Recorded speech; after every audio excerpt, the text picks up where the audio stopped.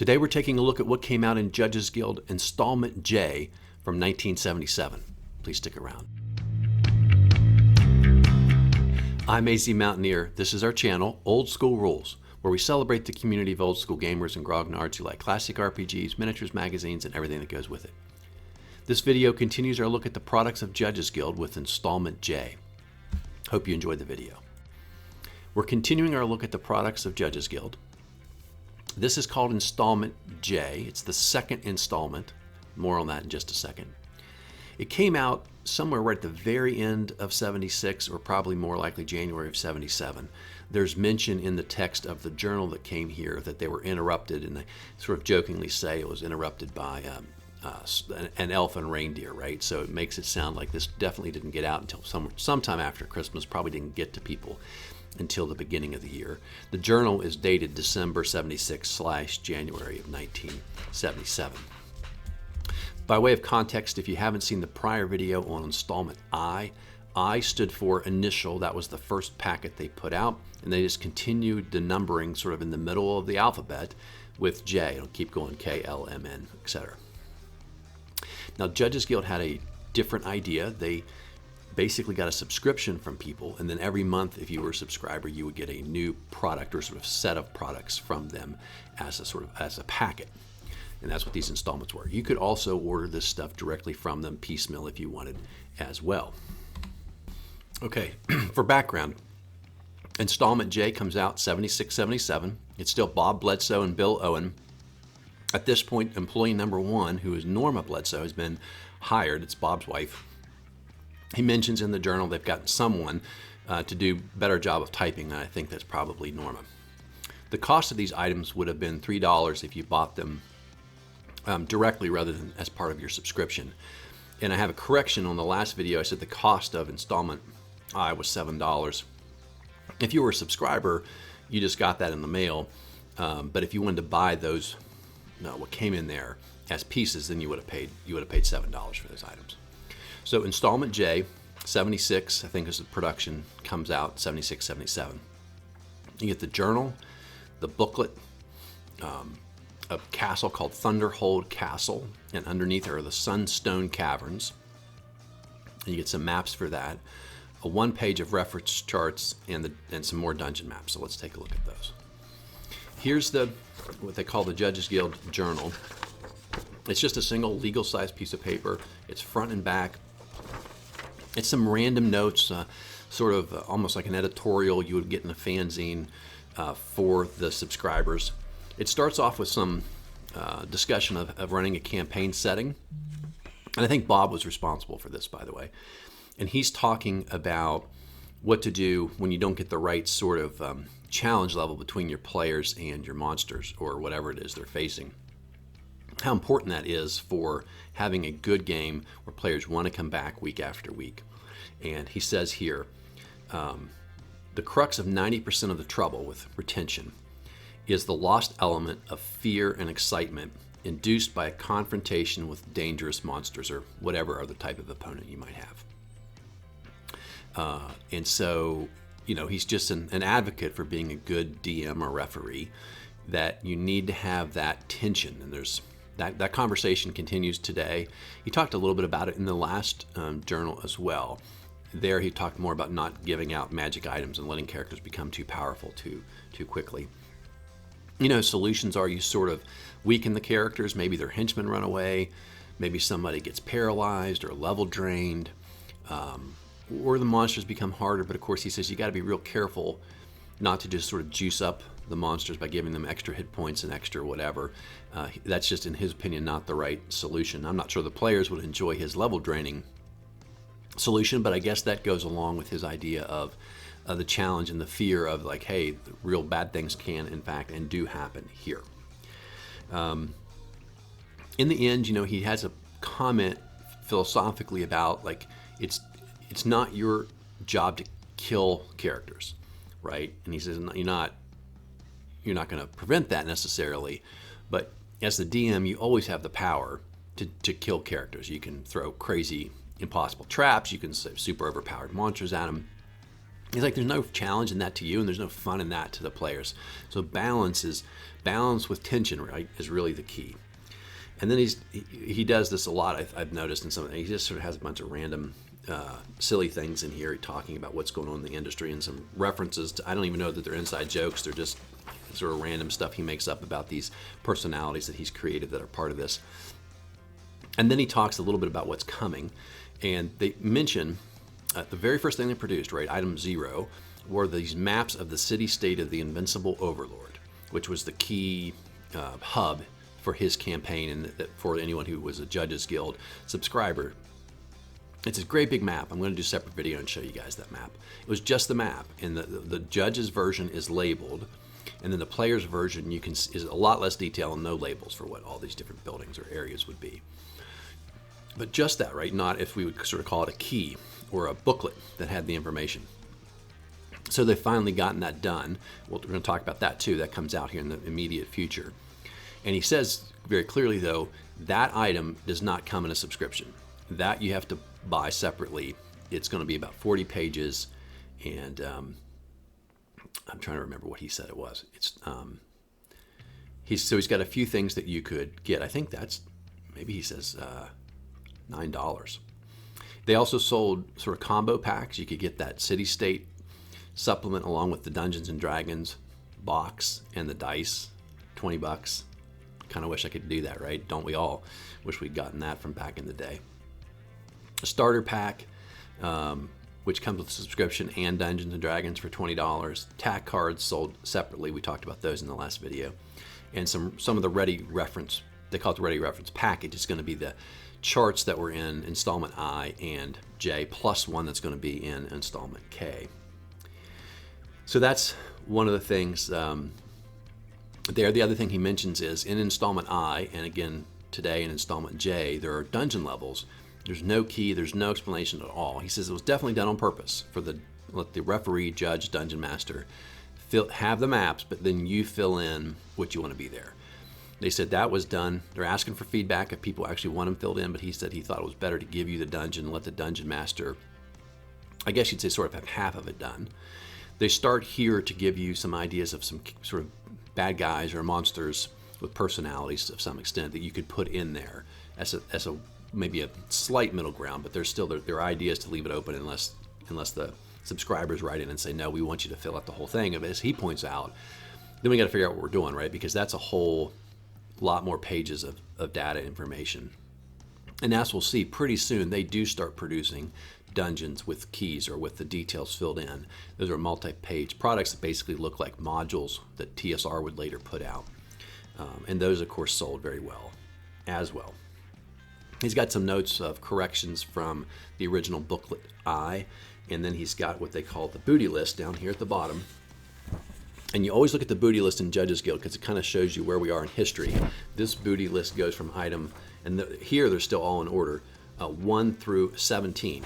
And that includes items 15, 16, 17 that come in this particular installment. All right, this is the heart of the installments. Well, the maps are great, so I guess this is the other half of the heart. This is the booklet. They number them funny. So this is numbered J7 through J18. I think it's 10 pages. Anyway, maybe it's 12 pages. My math is horrible today. But let me tell you that's not interesting. Let me tell you what is interesting, and that's what's in here. All kinds of charts, as well as descriptions of some of the NPCs and some key areas that are in the castle, and then some little bit of information about the bad guys, if you will, that are in these caverns. Okay, but there's some really, really interesting charts that are in here, and that's one of the cool things they do. All kinds of information for the referee. Right? I'll get out of the way. So the first thing, and I really like this, is the idea that you could make armor out of something other than, I guess, steel or iron, although iron's listed here. I think that's presumed to be the base. Now the crazy thing is he's saying like you could have your armor or your weapons smelted from copper, silver, gold. I mean, those things would be horrible as weapons, right? They're too soft. Gold plating would be fine, but then it wouldn't affect performance. But so anyway, here's his idea. He gives you the cost and then plates, helm, shields, swords, daggers, hand axes, maces, and then how it affects the performance, whether that's the armor class of armor or the hit value of weapons. Copper is a -2, the other soft metals a -1. I think that's crazy. But in any event, that's what he had. And again, iron being no modification because it's the standard. But then the cool thing, and I think should have been in the rules, he's got the concept of mithril and adamantite. Adamant. I don't know. I want to say adamantium because I'm a Marvel Comics guy. But these two super hard, super rare metals. And mithril would give you a +1 on armor class or to hit, and adamantite would give you +2. And just as an example, chainmail would normally cost 30 gold pieces. It costs 10,000 gold pieces if made by adamantite, and 5,000 if made of mithril. So anyway, it's just a cool chart and a good idea. And this is the kind of stuff Bob is churning out for Judges Guild. Then he has this idea of gems, and here's this rolling of what type of gem. And again, the idea here is that you could use these gems to try and make something. Now, I'll give you might be able to make like a knife or a dagger out of some certain types of gems, but the size gem you'd have to have even a short sword seems to me is crazy. The idea I like, and I like the idea of having something super cool that was made out of a gemstone if you had a hard stone, but I'm not so sure. I think it's realistic, but that's okay. It's a fantasy game, right? And so he has a roll for size, D6 roll, half size, regular size, double size, triple size, quadruple, or quintuple. And then he's got the cost to make an object out of that gem is here in gold pieces. So you take the normal cost and then you multiply it by this chart's number. So let's just use a sapphire. The number's 1,000. So you take something that cost 100 gold pieces. Let's say 10 gold pieces would cost 10,000 gold pieces if made out of a sapphire, just as an example. So super, super expensive. Not the kind of stuff characters would find because it's way too valuable. But it's a good idea. It's a clever idea. It's interesting. Then the other thing he has is the idea that you might get some unusual gem. It looks like a gem, but it has a magical component. You wouldn't tell the characters that. But here's his idea of what that magical attribute might be. Anything from crystal ball, medallion of ESP, scarab protection from ESP, control earth elementals, thought projection, inescapable location, scarab of enraging enemies, insanity, death, a glowstone that glows like a light spell, an ion stone, prayer stones, Gia stone, quest stones, selenite, which will write moon ruins, possession stone for charm, moonstone that raises your intelligence, war stone that is actually a +2 axe head that you need a handle for, and a wish stone which gives you 1 to 4 wishes. That's probably crazy too powerful, but in any event, really interesting ideas, right? And Bob just churning them out. Okay, another great chart, beggars. So he's saying, look, there's beggars in the streets, and on the right hand, we've got the amount you would have to give them to get something worthwhile from a beggar. You don't tell the player that, it's just, but you would know. And then you have these different types. I don't know how the Holy Seer, I guess I get that one, but generally people just sitting in the streets, I'm not sure how you tell the difference. But in any event, you could ask them for rumors about the town. It's just the local area, and there's a chance they can give you something that's actually true. And then there's also the chance that they can predict the future. Probably I wouldn't give the average person that, but that was the idea in his campaign, that these beggar people tended to have a certain seeing ability. So again, just something that you just don't walk randomly by beggars, right? Help flesh out the campaign. Here's another interesting possible rule on shock recovery. Not to be combined, he says, 3 different options. Option 1, after you fight, if you make a shock roll, you can regain 1 to 4 lost hit points if you bind your wounds. Only if you do that, immediately fall in combat before you do anything else, like run over and check a chest, grab treasure, etc. In his campaign, if you get below 0, you're bleeding to death, and so somebody else is going to have to bind those wounds, but you can still regain the 1 to 4 hit points. And but as long as you're under 0, then you can't do anything. You're under, you're unconscious. Another option, so that's it. Another option is how long, so no recovery, but then let's see roll a shock roll to see how long you can survive when you're at or below 0. And here you get to roll 2 dice and subtract the number of, I think it's 2 dice 6, subtract the number of hit points below 0 that you are. And that's how many turns you have to be healed before you'll die. And then the third one is, again, separate rule, how long you have before you bleed to death. And so when you're at 0 or less, you're bleeding to death. And you roll a 6-sided die for each hit die that you have. So like 3rd level fighter, 3 dice 6. And that's how many turns you have to get aid before you die. Now, goodness knows, if you're at 0 hit points and your party lets you lay there for 5 turns, I guess they're letting you die, right? And I guess maybe they're out of spells and on any potions. So in fairness, maybe they got to stick you on a horse and ride to town or something. So in any event, really good. All right, so then he's got something here that supplements the idea that you encounter guards. And he says, roll a 6-sided die, a 10-sided die, and we'll see whether they're suspicious of you, they're asking anything of you. It's anything from, so the first line is on a D10, they suspect you of, and then you roll smuggling, pilfering, cheating, spying, running, or being a rival. They'll talk to you about something, command you to do something, search you, shake you down, tell you have a day to get something done. They'll help you with something. They'll offer you something. That could be information, a female, pet, drink, food, rides, demand something of you, bandages, leather, help, water, arrows, or ask you for something. Information, give me your cloak, give me some food, give me some water, give me some wood. I'm not sure why you're carrying wood around, maybe other than torches, but anyway, just a way to flesh out those encounters a little bit and give you a little bit of direction rather than having the referee think it all up. So this is when you encounter a monster, and this is the attack response. And so this is so when you have an encounter and to determine they're going to attack, because he's also got this roll for surprise up. Well, that's a different chart. We'll talk about that in a minute. You roll D20, they're going to attack you. Okay, so then he's got this chart for attack reasons, and he says once we figure out you're being attacked, or the DM's decided you're going to be attacked, this gives you some ideas of reason, right? Like mistaken identity, they don't like your race, they're trying to rob you, the person's drunk, the person's sort of insane, they don't like, again, different reasons they don't like what you look like, your race, your clothing, they think you're interfering with something they're trying to do, you're in the wrong place at the wrong time, or they just want to maybe take you, capture, and sell you as a slave. So anyway, again, some ways to flesh that out in your campaign.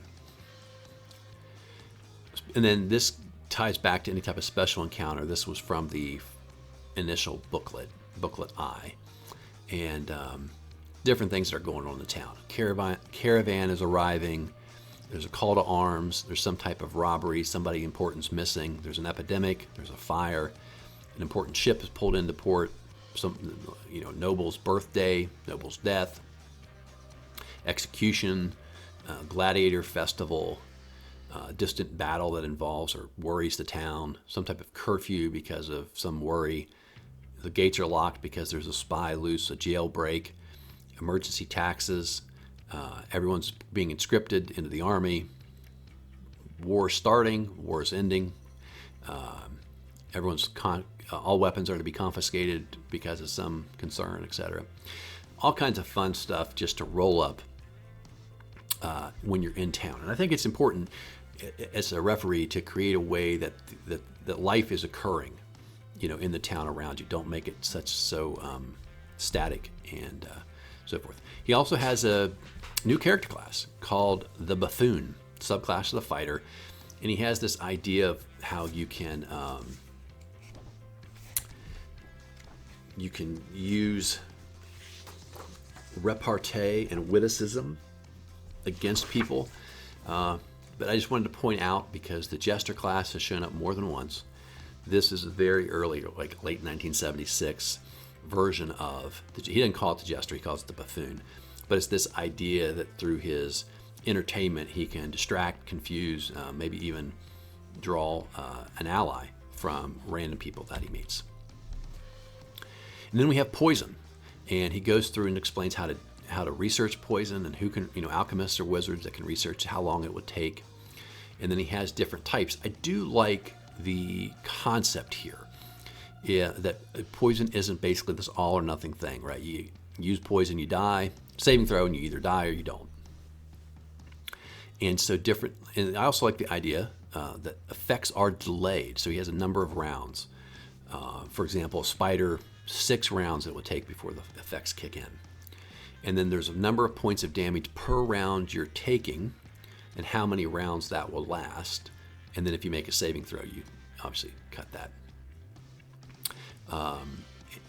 If you don't make a saving throw, then you also have some other effects, anything from just being slowed, feeling ill and having some penalties, fall into a coma, paralyzed. Nobody here dies unless it's due to the damage taken each round for so many rounds that you would take. And that makes some sense to me as well. It's less lethal, but the all or nothing poison roll has always seemed a very dramatic consequence that doesn't feel tied to reality. And we've had this conversation about innumerable subjects that, that's just how Gary did it, and it's not necessarily realistic, but the whole game's fantasy, and part of it's just trying to make it balanced for a game. It's not supposed to be real life, but I kind of like this idea personally. In this one instance, I like it. Okay. So one of the other things that he has a little small drawing in here, and on the left-hand side of this map is Thunderhold. That's the castle and the stuff that's in this supplement. And on the right, at the southern end of this wooden area called Dirthwood, is the city-state of the Invincible Overlord, and shows you the road that connects. And so you could connect what's going on in the initial publication with this supplement. So here is the map. This is the judge's detailed map, and you've got some letters here. It's hard to tell, but there's some letters down at the bottom. It tells you what those are. There's a little bit of information about that in the booklet. And so you've got, and obviously you can see all the details about where all the little buildings are. And in contrast, if you look at the detail here of the next map, not only do you not have the key, but nothing's labeled, and not all the detail is there. And that's the version you would give to the players, because you can't give them nothing, or if they would ever be able to find their way around the town. On the flip side of the judge's map is this map, and this is Sunstone Caverns, and it's really cool. And in the booklet, like I said, it's part of the way there towards making sort of a module, or if you will. But there's some details about key creatures. So there's like this sort of undead wraith creature, and then there's this minotaur. There's a hill giant that lives in here. There's some just sort of bandits that live in here, and he gives you a little bit of information about them. He tells you he uses lettering, so there's like letters M1 through I think 13, and he tells you who lives in the M section. And then there's B1 through 10, and he tells you who lives in the B section, and a little bit about it. But he doesn't go through like B1, this is a room, such and such dimensions. He doesn't give you that level of detail. So it's a little ways, I guess, sort of in the middle. But these are really cool. Just a classic, I won't call it a mega dungeon, but this is a pretty big dungeon. And it's got lots of different factions that live in there. And I think it's an excellent example of the way people were thinking about this stuff, and it's a pretty well executed idea. Okay, so we have a reference chart. This is pretty basic. Again, the idea was he would give you these charts from the rule book, so you'd have all this stuff right in front of you at the table. You don't have to be flipping through. You'd have 3 or 4 charts. He deals with surprise and tells you, like, you roll this, the monster rolls that, here's what happens, and how far away they are, how many rounds of activity or actions that they get, so on. We have encounters, and he's got this concept with unintelligent, semi-intelligent, or intelligent animals, and he lists them in the box. And basically, if they're further away, they won't necessarily attack. So he says, basically, first we start with, is the party perceived to be superior, on par, or weaker than the monster? and then based on that, the monster might attack, might just move away, might run away, depends. Then he's got a chart at the bottom for the time required to do certain things. Try to bend bars, break down a door, chop a hole in a wooden door or wall, bribe somebody, search an area, casting spells, looking for traps, looking for secret doors. Just a good question, that I think everyone would have, like, oh, how long is this supposed to take? Especially if you're going to roll for wandering monsters every so often in a dungeon, you need to know how long these sort of maybe more routine tasks take. He has an idea here for phantasmal force, and it's basically determining whether or not someone will believe what the phantasmal force that they're seeing or perceiving is. Modifications for level, for intelligence, and so forth. Then he's got weapon priority. I think this is his combat round and how he runs it. So this is interesting. So this is the order. Read a scroll, and this is spells of level 7 to 9. I don't think I would do that. If I was going to do anything, it might be the level of the magic user. But to me, a 9th level spell is a super complicated incantation. That's going to take longer than, a first level spell like sleep or magic missile, I think. Anyway, he didn't ask me, right? Short weapons, daggers, mace. Medium weapons like a sword, battle axe. Long weapons like a morningstar, flail, halberd. Two-handed weapons, two-handed swords. Very long weapons, mounted lance. Spells level 4 to 6. Super extended weapons like a pike. Missile fire, spells level 1 to 3. Breath weapons, glances. So I'm not sure I agree with that, but I like the idea that he's got there rather than an initiative roll, right? He's sort of basically using, I guess you said logic, and saying you can attack by throwing a dagger a lot faster than you can swing a two-handed sword. I don't know, something like that. Right or wrong, the idea of wanting to understand how to control combat, what goes first, is a really common question. If you guys watch any of my fanzine videos, people who had their own ideas for combat, it's a very common idea people wanted to struggle with early in the day. Still today, people have different ideas about that. He modifies how quickly you move based on armor, and some people would debate that, but that seems to be the general consensus that if you're, no armor versus plate armor, the plate armor guy is going to move a little more slowly. So anyway, these reference pages are here in these early installments.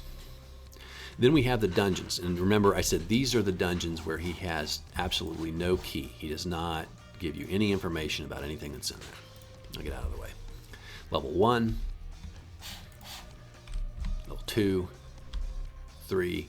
I just think these are fantastic. I love the idea of giving you these dungeons just for ideas, right? And I like looking at old dungeons as well. Different types of rooms. Who knows what's going on in there, right? But your imagination as the referee, judge, dungeon master, that's what's going to make the decision. So that is it for Installment J, the second installment from Judges Guild.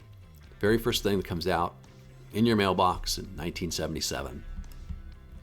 Like I said, I remember when I, for example, would get a Dragon Magazine subscription, how excited I was to go to the mailbox and get that stuff. And I think in the early days, remember, you didn't have anything. You had rule books, and they may or may not have made a lot of sense to you. So these guys at Judges Guild were giving you some really interesting thought about how to do a bunch of different things, how to clarify different things, how to do with combat or other questions, and ideas for adventures. They had, like they had the city-state for your home base. This would have been really the most exciting thing going on in the hobby at the time before everybody else sort of jumped into the game. So that's it for this installment. We'll be back with future installments and other videos about the products of Judges Guild going forward. I hope you guys are liking this video series, and I hope you're subscribed. If you have any friends who might enjoy our content, please send them our way. Hopefully they'll be subscribers as well.